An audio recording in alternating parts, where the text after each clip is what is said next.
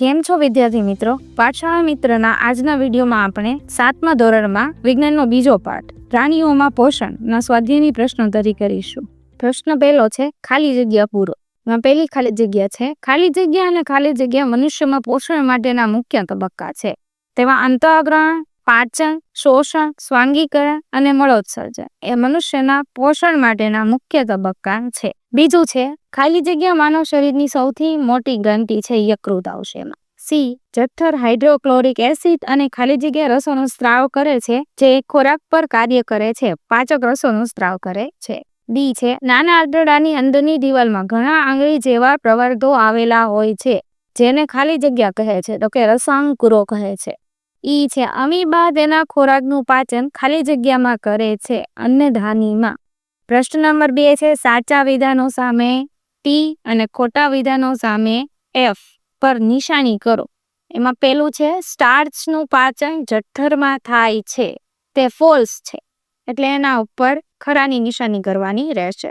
બી છે જીભ લાળ રસને ખોરાકમાં ભેળવવામાં મદદ કરે છે, તો એ સાચું છે એટલે ટી ઉપર સાચું આવશે. સી છે પિત્તાશય થોડા સમય માટે પિત્ત રસનો સંગ્રહ કરે છે, એ પણ સાચું છે એટલે તેના ટી ઉપર નિશાની આવશે. ડી છે વાગોળનાર પ્રાણીઓ ગળી ગયેલું ઘાસ મોંમાં પાછું લાવે છે અને થોડા સમય માટે ચાવે છે, તો એ પણ સાચી વાત છે એટલે ટી ઉપર ખરાની નિશાની આવશે. ત્યાર પછી પ્રશ્ન નંબર 3 છે સાચો વિકલ્પ પસંદ કરો.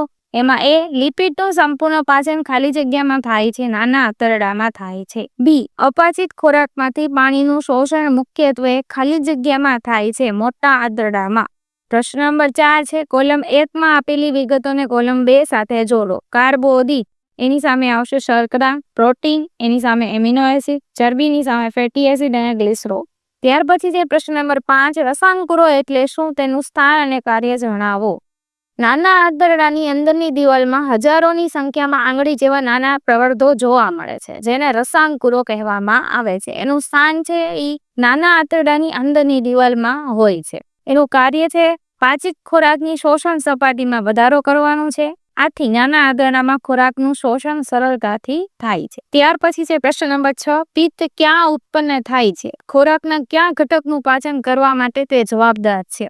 પિત્ત છે ઈ યકૃતમાં ઉત્પન્ન થાય છે, તે નાના આંતરડામાં થતા ચરબીના પાચનમાં મદદ કરે છે. ત્યાર પછી છે પ્રશ્ન નંબર 7 એવા કયા કાર્બોદિત ઘટકો છે જેનું વાગોળનાર પ્રાણીઓ પાચન કરી શકે છે પરંતુ મનુષ્યો કરી શકતા નથી, શા માટે? તો કે ઘાસમાં સેલ્યુલોઝ નામનો કાર્બોદિત હોય છે.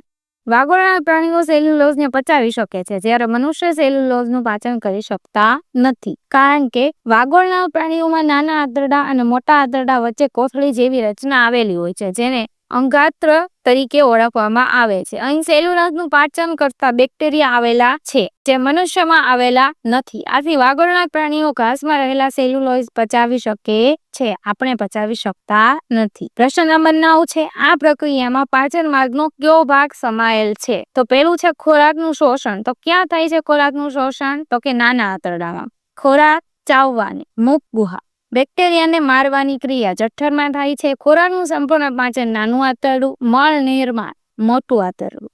ત્યાર પછી છે પ્રશ્ન નંબર 10 અમીબા અને મનુષ્યના પોષણમાં એક એક સામ્યતા અને જુદાપણું સમજાવો. તો એમાં સામ્યતા શું છે? બંને ખોરાક ગ્રહણ કરે છે, પાચક રસો દ્વારા ખોરાકનું પાચન કરે છે, પચેલા ખોરાકનું શોષણ કરે છે અને અપાચિત ખોરાકની શરીરમાંથી નિકાલ કરે છે. જ્યારે જુદાપણું છે અમીબા એક કોષી પ્રાણી છે, તેને મનુષ્યની જેમ સુવિકસિત અને જુદા જુદા પાચન અંગો ધરાવતું પાચન તંત્ર હોતું નથી. પ્રશ્ન નંબર 11 છે કોલમ 1 માં આપેલી વિગતોને કોલમ 2 સાથે જોડો. પેલું છે લાળ ગ્રંથિ. લાળ રસનો સ્ત્રાવ કરે છે, જઠર એસિડનો સ્ત્રાવ કરે છે, યકૃત પિત્તરસનો, મળાશય મળનો ત્યાગ કરે છે, નાનું આંતરડું પાચન પૂર્ણ થાય છે, એમાં મોટા આંતરડામાં અપાચિત ખોરાકનો સંગ્રહ થાય છે. ત્યાર પછી છે પ્રશ્ન નંબર 12 પાચન તંત્ર દર્શાવતી આકૃતિનું નામ નિર્દેશન કરો જે અહીં દર્શાવેલ છે. ત્યાર પછી છે પ્રશ્ન નંબર 13 શું આપણે માત્ર કાચા પાંદડાવાળા શાકભાજી અથવા તો ઘાસ પર અસ્તિત્વ ટકાવી રાખી શકીએ છીએ? એની ચર્ચા કરવાની કીધી છે અહીંયા. તો માત્ર કાચા પાંદડાવાળા શાકભાજી અથવા ઘાસ એ સેલ્યુલોઝ ધરાવતા ખાદ્ય પદાર્થો છે. સેલ્યુલોઝ આપણા માટે અપાચ્ય પદાર્થ છે. આ પદાર્થ રાંધીને ખાવામાં આવે તો પણ સેલ્યુલોઝ, ખનિજ, ક્ષારો અને વિટામિન થોડા પ્રમાણમાં મળે છે, પરંતુ ખોરાકના બધા ઘટકો મળે નહીં. માટે કાર્બોદિત, ચરબી અને પ્રોટીન જેવા અગત્યના ઘટકો વગર આપણે અસ્તિત્વ ટકાવવું શક્ય નથી.